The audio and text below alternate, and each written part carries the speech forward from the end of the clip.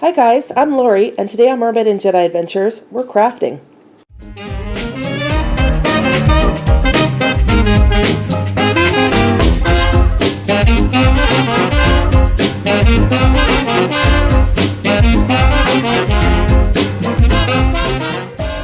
So what you're going to need for this simple Halloween craft are just 4 basic things.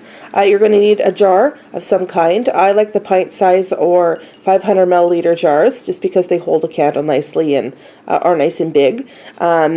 The next thing you're going to need is a glue stick or Elmer's glue, like the liquid glue. The liquid glue does work a little bit better sort of to coat. You're going to be coating this about 3/4 of the way up with glue to have your bandages stick or whatever you use. So I do have some cut up gauze bandages. You could use white gauze, you could use cut up pieces of white material, you could use strips of tissue paper, or crumpled up like paper towel, but the gauze really does work the best. So if there's any kind of cloth that you can cut up, it does work the best. And then you're also going to need a set of googly eyes. Any size will work, just kind of base that on the size of your jar, whatever you think looks best.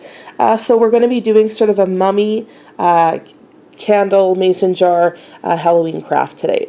So I will kind of go through the processes. Again, this is really easy and quick to do. It's great to do with kids or just by yourself as well. Setting a couple of different sizes of jars is really cute as well. So let's get started. So the first thing you're going to need is to coat the jar 3/4 of the way up with glue. Because I don't have a cameraman today, I'm going to be kind of stopping and starting a little bit. So first thing you do is coat this with glue. So now that I have my jar about 2/3 of the way covered up with glue, you're going to take your strips of fabric or gauze or excuse me, or paper. I just cut them about an 1.5 to 2 inches thick to fold around. So you're going to be placing those and sort of wrapping them around. You can double up if you would like, because sometimes one layer is a little bit thin and might show through a little bit too much, or you can fold them in half or have them as thick as you want. So it's just really up to you to sort of play with to put on there. So I'm going to start gluing my gauze onto my jar, and we will check back with you in a second. Okay, so as you can see, I ended up going with the gauze a little bit further up. I just thought it looked better, going a little bit like 3/4 plus over top. As you can see by the fallout here, working with gauze is not exactly the cleanest. A quick little hand vac will clean that up though. But I find that like kind of unfinished edges like that adds to the sort of look of the mummy face that we're going with for the little craft today. So I don't know if I even mentioned that. We're doing a mummy face. But so the next thing we're going to need to do is figure out where we want to put our eyes, our googly eyes on here, and how we want to place them. So you could just put them on top of the gauze like that. But I think I'm going to try and work them underneath the gauze a little bit so it looks like they're almost popping out of the gauze so that the eyes or the face is a little bit wrapped.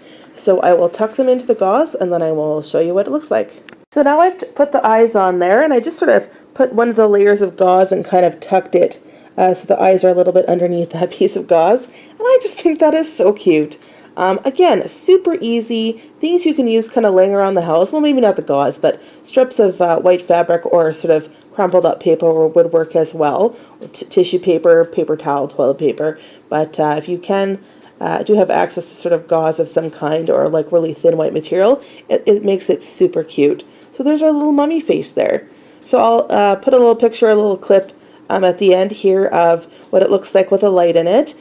Because this is fabric, I mean, there is a clearance at the top. That's the reason why I said, you know, don't put it all the way up to the top. I mean, technically you could put, if this is a heat-safe jar, an actual candle in here. But just for, you know, safety's sake, we always try and go with one of those fake LED type candles. If I can find an LED candle, I will put it in there. If not, I'll just pop a real one in there just for a couple seconds just to show you what it looks like lit up.